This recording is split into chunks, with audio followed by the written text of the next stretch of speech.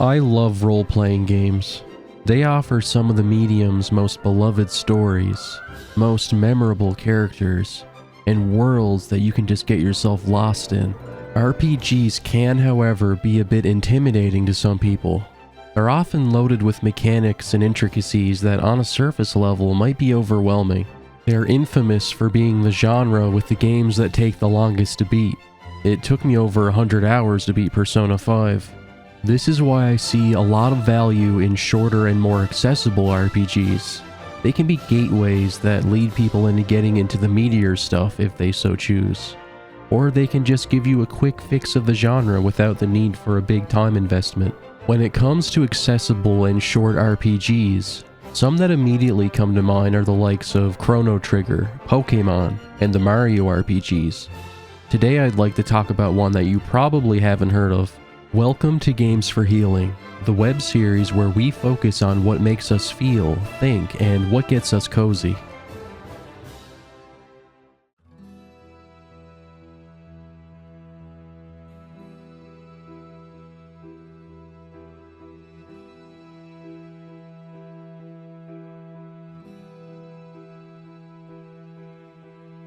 Child of Light was brought to us by Ubisoft Montreal, the same people who made the amazing Rayman Origins and Legends games.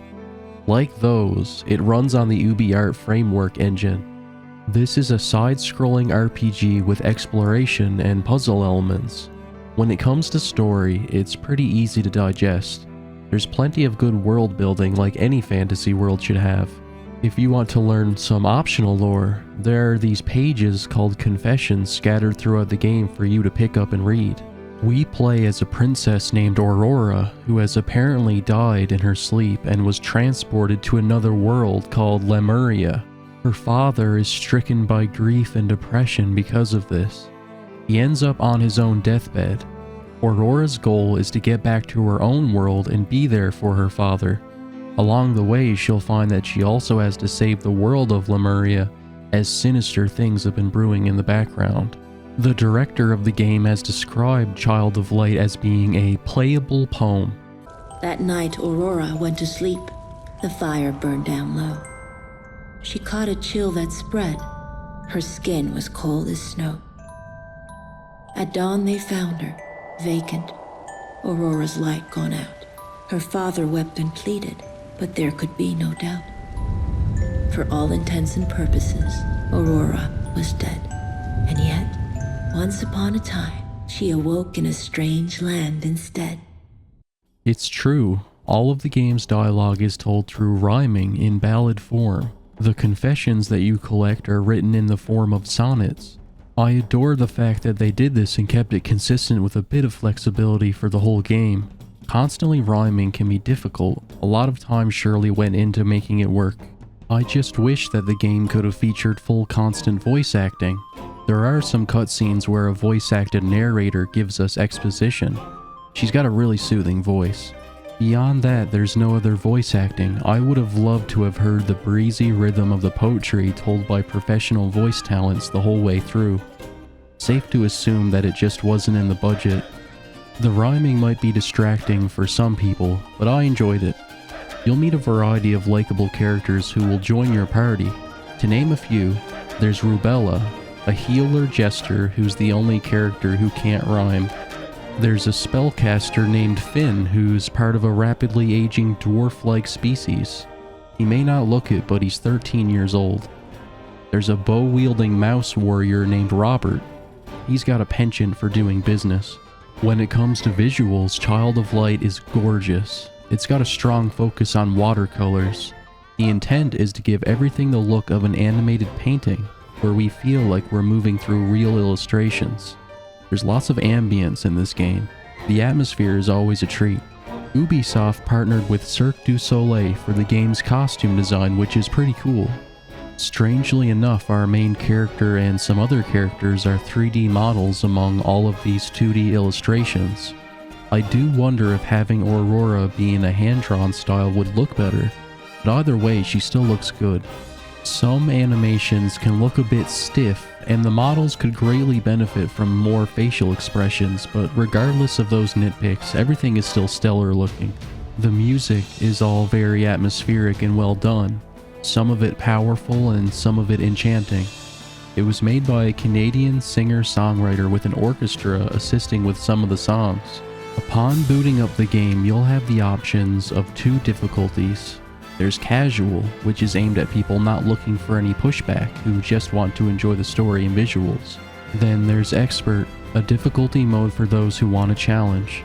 I was a bit baffled when I saw this because usually there's a middle option. It sounded like 2 extremes with no middle ground. I decided to play on expert mode. It kept me on my toes, but it definitely wasn't too difficult. The difficulty felt just right. I'd actually recommend that you play in expert mode.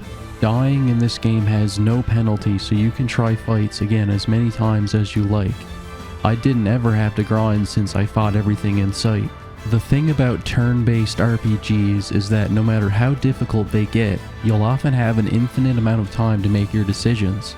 So I wouldn't say they're ever too stressful. The casual mode is always there if expert mode proves to be too much for you. You can change the settings at any time.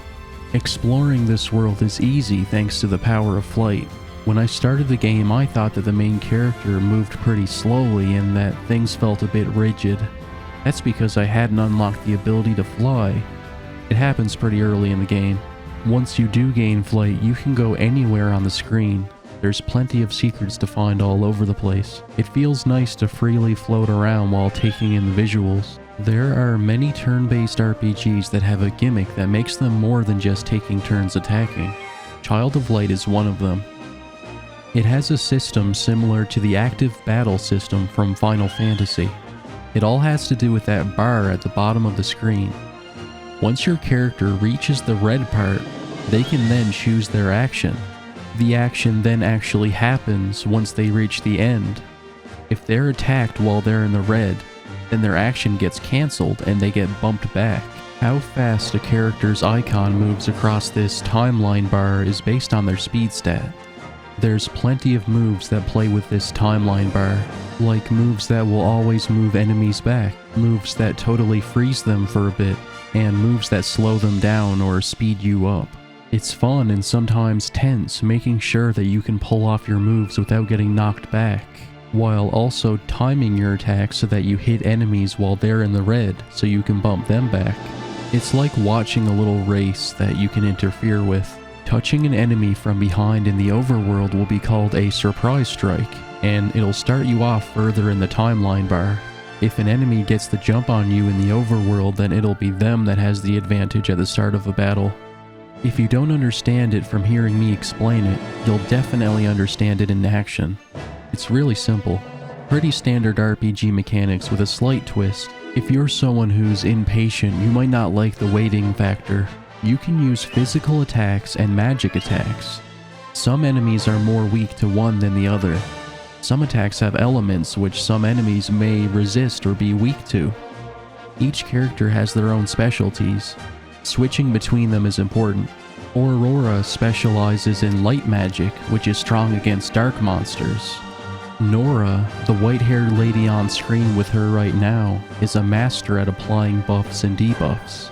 There are items to use, plenty of moves to learn and master, and each character has their own skill tree. Each time you level up, you'll be awarded a point to spend on the skill tree. There's some choice to be made here since you likely won't complete the trees in a single playthrough. There's craftable items which you can equip for a variety of effects. These are called oculi. You'll only be able to use 2 characters at a time in battle, which you can swap out with whoever you like. Throughout the game, you'll be moving Aurora while simultaneously moving this little blue friend named Igniculus. Igniculus can glow, which has a variety of effects. Hovering him over a party member while glowing will steadily heal them. Hovering him over an enemy will slow them down on the battle timeline. In the overworld, you'll be using him to freeze enemies, grab items, and solve puzzles. The puzzles are never too complex, but solving them does feel satisfying enough. He can only glow for so long though. Once his meter runs out, you'll have to either wait for it to slowly fill back up, or restore it with outside sources. Running out while doing a puzzle can be annoying, as you're stuck waiting for it to fill back up. You can actually play this game with 2 players, one who controls Aurora and one who controls Igniculus. I can imagine that'd be pretty fun, working together and telling each other what to do. The game is fairly short. It took me about 10 hours to beat. Compared to most RPGs, that's extremely short. It's short and sweet. If you're in an RPG mood but you don't want a time sink, this is a game for you. Child of Light is a playable, poetic fairy tale and a coming-of-age story. It's something that anybody can play and relax with, unless you're impatient or you hate rhyming, in which case you're better off giving this a pass. I think it's pretty accessible to those who need a gateway game into the genre, or somebody who just wants something pretty to relax with. I also think that this is a very child-friendly game that a kid could definitely fall in love with. Something that I thought was neat about this game is how partway through, Aurora will become older. I always love it when games do that. It signifies growth and shows you how far you've come as the game becomes more difficult when your character is an adult. It teaches us that life will get more difficult as we keep walking, but we're always growing and we can always overcome adversity. I would love to see Child of Light get a sequel. The world of Lemuria still has a lot of potential and stories that are still left untold. Do yourself a favor and find yourself a nice role-playing game to get lost in and relax with. Until next time, I'll see you later. Stay strong out there. Child, tuck yourself in bed and let me tell a story of Lemuria, a long-lost kingdom, and a girl born for glory.